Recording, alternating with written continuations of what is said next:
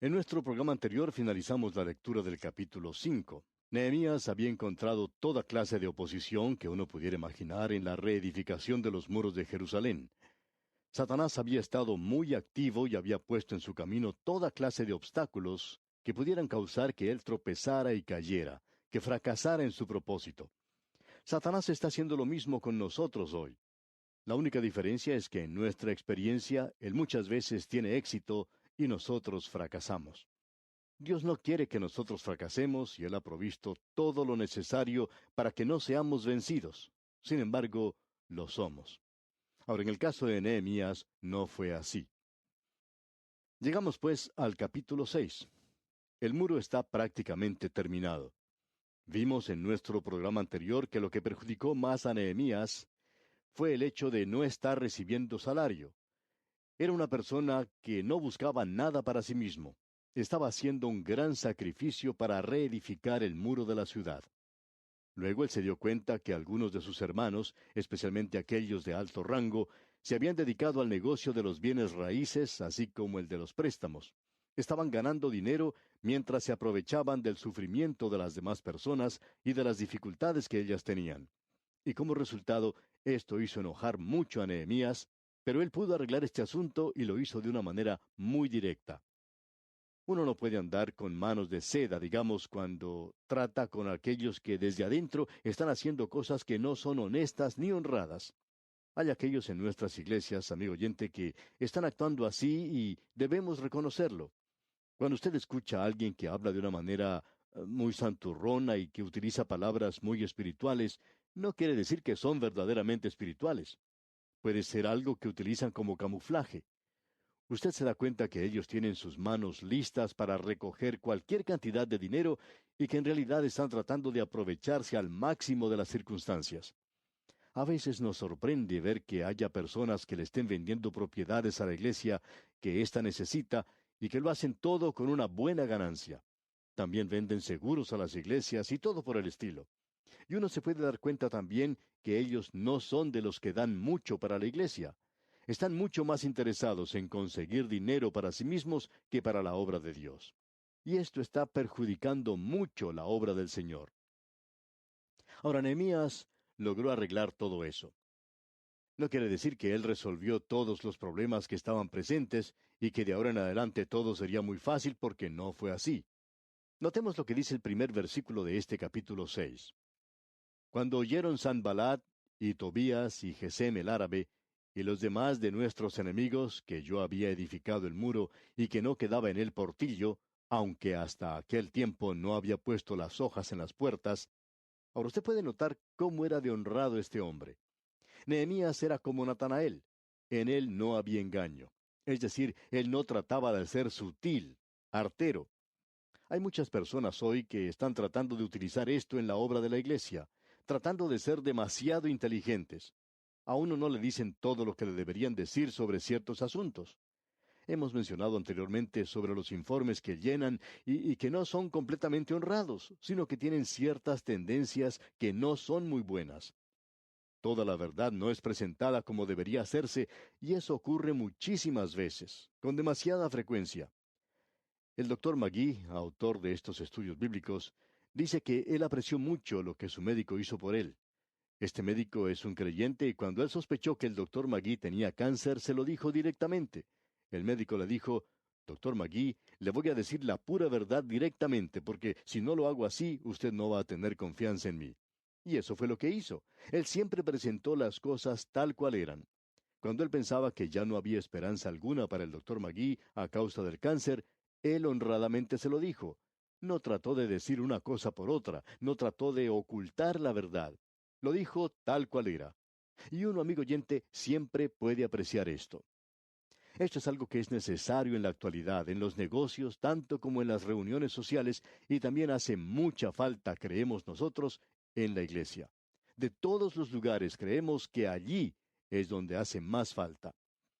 Tenemos que ser honrados y honestos en la forma en que actuamos. Ahora, esto no quiere decir que uno debe ser demasiado brusco o descortés. Si a usted le presentan a una señorita, usted no tiene que decirle que es hermosa si no lo es. Después de todo, ella ya sabe cómo es y usted no necesita decirle eso. Pero quizá le puede decir que ella hace muy buenos postres, por ejemplo, es decir, si ella los hace, claro. Pero tenemos que ser honrados en la forma en que tratamos unos con otros. Nos agrada mucho este hombre Nehemías. Él tiene a tres enemigos que no lo dejan en paz: Sanbalat, Gesem y Tobías. Ellos le están causando toda clase de problemas. Habían oído que él había finalizado la obra de los muros de la ciudad, aunque podemos leer en el primer versículo, en esta parte entre paréntesis, dice, aunque hasta aquel tiempo no había puesto las hojas en las puertas. Él dice honradamente, ellos estaban bajo la impresión que la obra ya había finalizado, pero no era así. Habían recibido un rumor falso. Era algo que había sido exagerado un poco. La honradez de Nehemías es algo tremendo. Él prácticamente podía ver como si fuera a través de las personas. Él era una persona muy honrada y transparente, pudiéramos decir, y dice las cosas tal cual son. Luego podemos leer al comienzo del versículo 2: Sanballat y Gesem enviaron a decirme, nos dice Nehemías. Podemos ver que la oposición no había fracasado. Es siempre igual. Si uno no puede luchar contra ellos, entonces se une. Así es que ellos dijeron en la segunda parte del versículo 2: ven y reunámonos en alguna de las aldeas en el campo de Ono. Mas ellos habían pensado hacerme mal. El lugar que ellos habían sugerido para la reunión es un lugar interesante. Era el campo de Ono. Oh, no, ¿y sabe usted lo que dijo Nehemías? Oh, no, ustedes quieren reunirse en Oh, no, pues yo no. No voy a reunirme con ustedes. Ellos habían pensado hacerme mal, dice. Esa era la idea. Dijeron, vamos a reunirnos para conversar sobre las diferencias que tenemos, a ver si las podemos subsanar. El pensamiento de ellos era que si él iba allá, le podían hacer algún mal, quizá hasta darle muerte. Ahora, ¿qué fue lo que él hizo? Entonces Nehemías en la primera parte del versículo 3 dice, y les envié mensajeros diciendo, yo hago una gran obra. No era necesario mencionar detalles a esa gente. Y no puedo ir, completa Nehemías. No había necesidad de decirles exactamente lo que estaba haciendo, simplemente no puedo ir. Estoy haciendo una buena obra. Y ahora en la segunda parte de este versículo 3, Nehemías dice, porque cesaría la obra dejándola yo para ir a vosotros. Este hombre Nehemías es fantástico, ¿no le parece? Creemos que usted ya se ha dado cuenta que él tiene unas características maravillosas. Él había tenido éxito hasta ahora. Por tanto, Sanballat, Tobías y Gesem tratan de llegar a un acuerdo. Nehemías, hablando francamente, nos dice que él aún no había terminado su trabajo. Lo que ellos querían hacer es que él saliera a un lugar neutral y el propósito de ellos era el de hacerle algún daño. Y amigo oyente, hay aquellos hoy que quieren que la iglesia entre en un terreno de componendas haciendo acuerdos y concesiones. Ellos piensan que quizá uno es demasiado dogmático si no se reúne con esta gente. Y en realidad, amigo oyente, uno solo debería unirse con aquellos que se reúnen alrededor de la persona de Cristo. Amigo oyente, yo me voy a reunir con cualquier persona alrededor de la persona de Cristo si ellos se reúnen así. Pero no me voy a reunir con el enemigo. No creemos que podamos ganar a nuestros enemigos reuniéndonos de esa manera. Eso es lo que yo creo. Ahora, cuando nos reunamos en la presencia de Cristo, ellos van a estar allí también, y van a tener que estar de acuerdo con nosotros en ese día, y vamos a estar perfectamente de acuerdo. Por supuesto, ellos van a ser cambiados. ¿Y sabe algo más? Yo también tendré que ser cambiado un poco. Y espero que todos seremos cambiados o haremos cambios en algunas cosas que son relativas en la actualidad. Pero no podemos y no debemos reunirnos con el enemigo.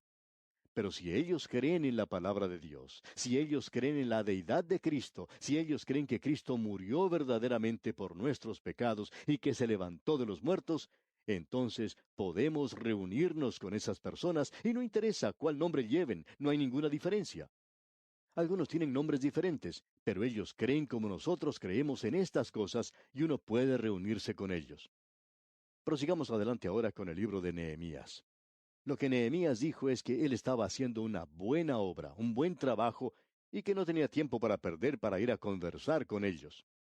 El pueblo de Dios no tiene por qué entrar en acuerdos o componendas en la actualidad.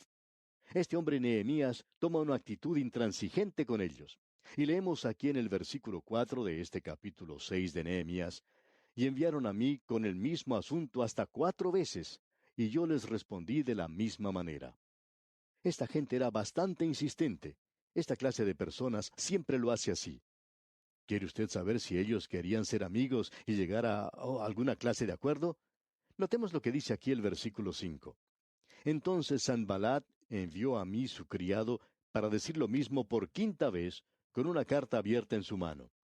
Quizá la forma de la escritura parecía algo cortés, pero había una trampa en ella.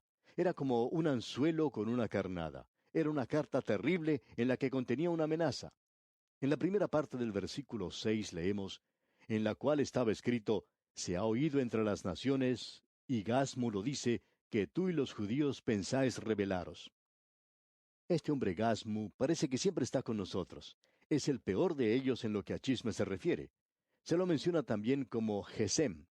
He descubierto que a veces la persona capaz de llevar los peores chismes es un hombre y no una mujer. Y aquí tenemos lo que dijo Gasmo. Leamos la última parte del versículo 6.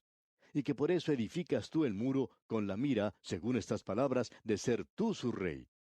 ¿Qué cosa más terrible la de circular rumores de esta manera sobre este hombre? Continuemos ahora con el versículo 7. Y que has puesto profetas que proclamen acerca de ti en Jerusalén, diciendo, hay rey en Judá, y ahora serán oídas del rey las tales palabras. Ven, por tanto, y consultemos juntos.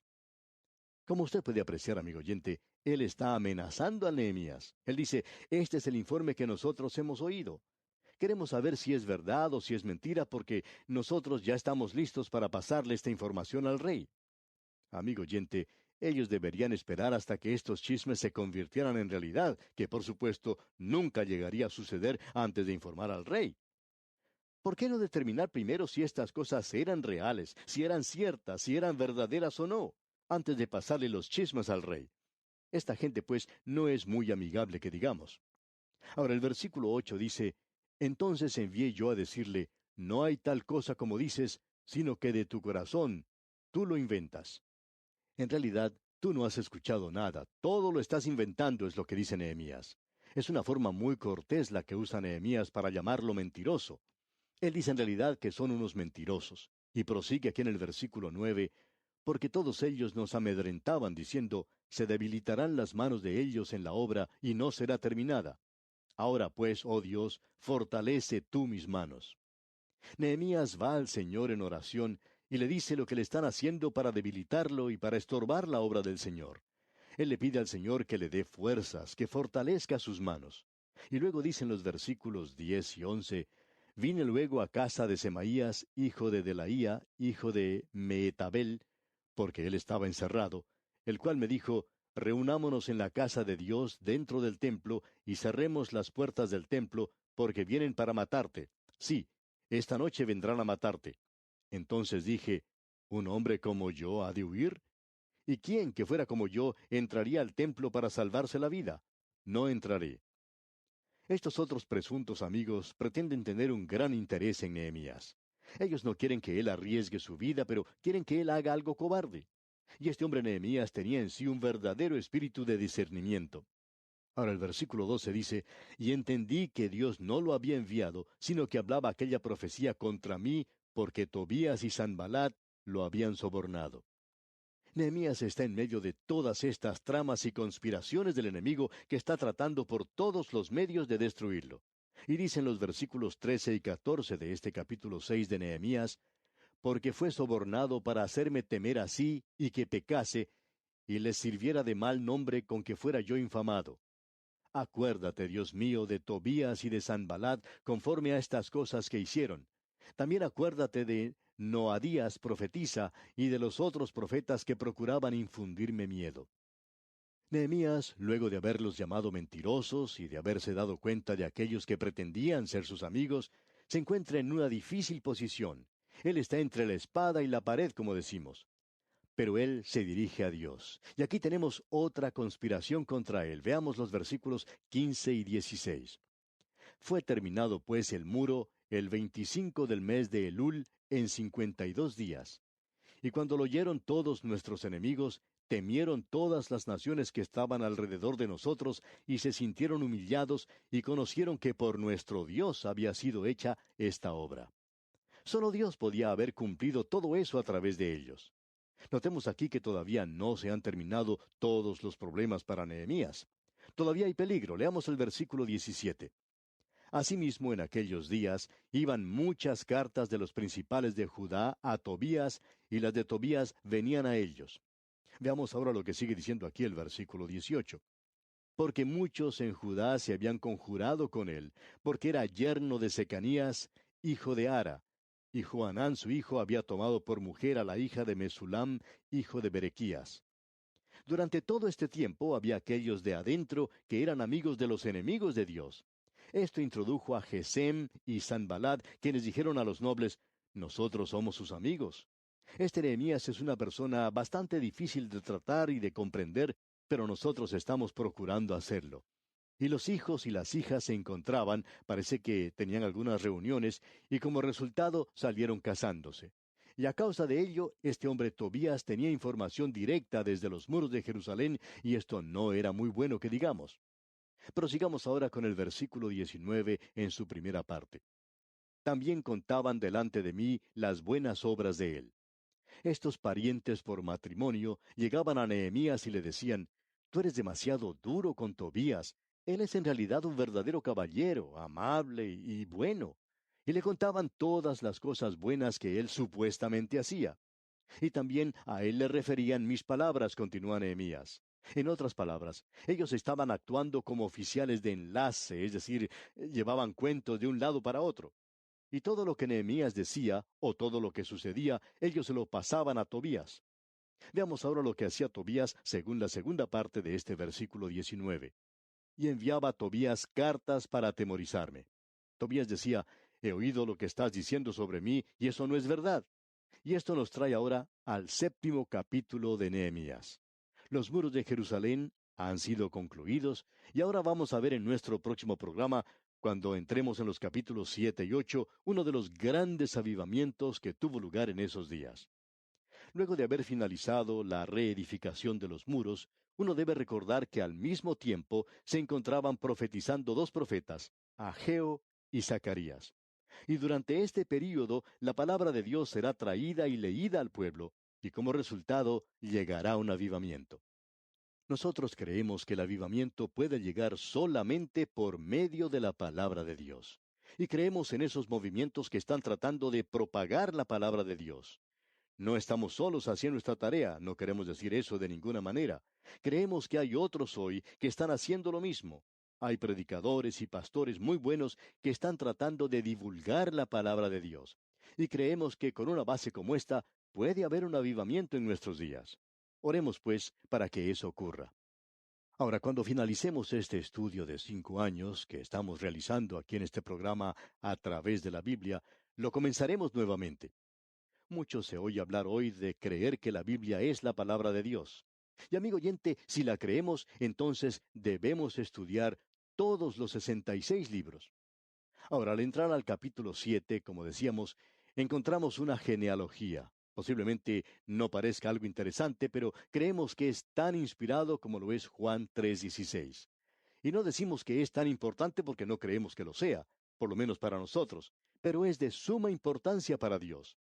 Y al entrar en este capítulo 7, veremos que los muros de Jerusalén han sido reedificados. Vamos a ver que ellos comienzan a proteger la ciudad. El templo ha sido reedificado y gran número de los hogares también. Dentro de los muros todavía se está limpiando los escombros que allá había, pero ahora es necesario proteger la ciudad porque el enemigo que había tratado de estorbar, de molestar la tarea de la reedificación de los muros, todavía es el enemigo y puede tratar de entrar dentro de los muros y destruir la ciudad. Así que esto es lo que nos espera en nuestro recorrido por el capítulo 7 de Nehemías. Le invitamos a estar con nosotros y a acompañarnos en ese recorrido. Que Dios le bendiga abundante.